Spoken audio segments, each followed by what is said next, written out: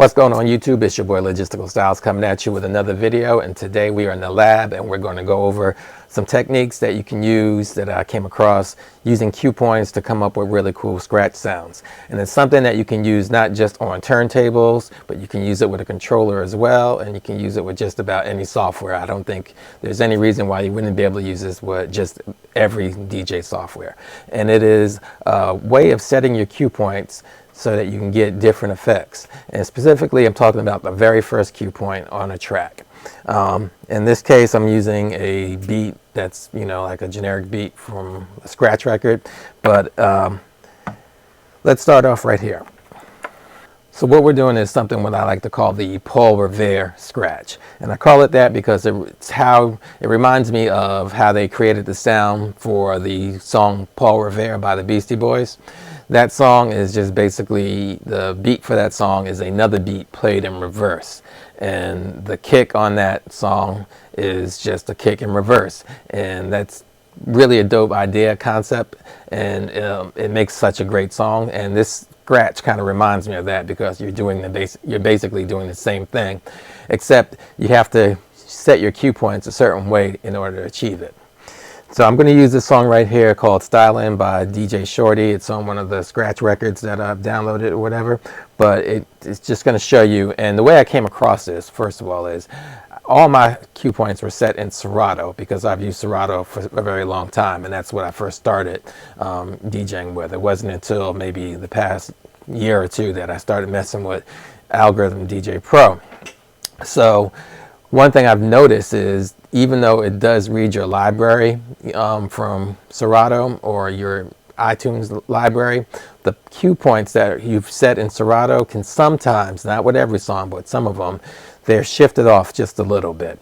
It doesn't really, mess you up too much, but there is a definite difference. I'll pull it up right here on the iPad. You can see there are two cue points right here at the beginning of this song. The one in red is the actual cue point that was originally set in Serato oh so long ago. And now that I'm using it in DJ Pro, it's off a little bit. When I play this in Serato, the cue point looks like what the green one looks like at that position. It's at the very beginning of the song, the very first sound. This other cue point, the red one that's been shifted, it's at the beginning of the song, but there's a little bit of a gap. And that gap allows you to do what I call the Paul Revere Scratch. And that is by triggering the cue point and pulling backwards, you're getting that sound. Let's see.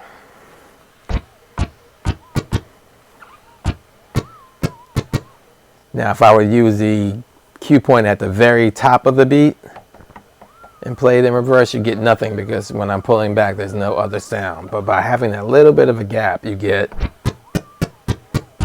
and this allows you to do different things depending on how fast or how slow you go. If you go fast, you get high pitch, slow, you get low pitch, just like any other scratch.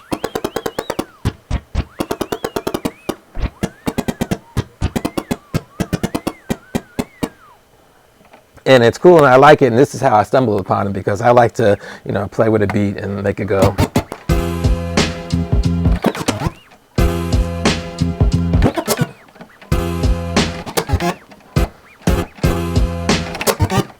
I like to pull it back and transform it back, and I was playing with the cue points, and that's when I noticed that I was able to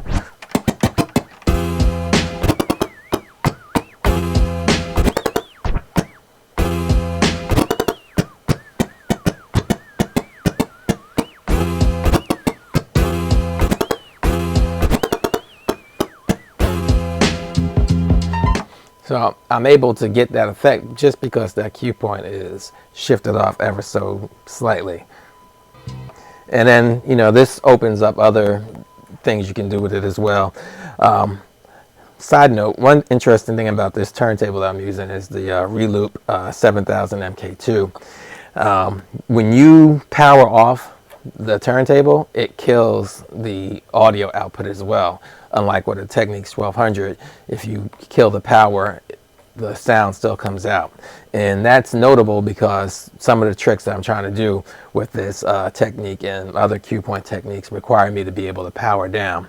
So I'll show you just a quick demo of what I'm talking about. You may have seen other DJs do this one before. Like the beat will be playing and then they'll power down the turntable and just, let's see, oh, the deck was off. So they'll power down the turntable and they'll be playing and they'll be like, you get kind of a rollout, you know?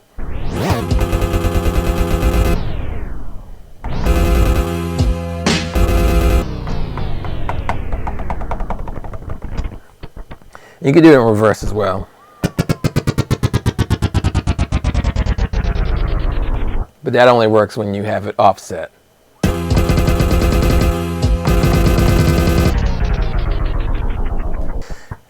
It's, you know, a little gimmicky in some ways, but it's just another trick that you can use as part of a routine or something, you know, or even with some songs. Because I like to be able to bring it back, like I said.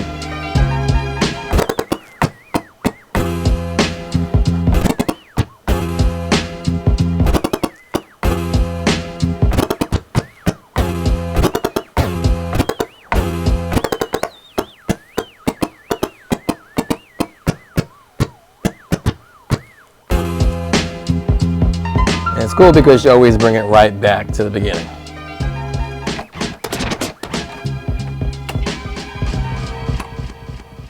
Anyway, that's the tip and trick for today. You know, if you like what you see, let me know in the comments below.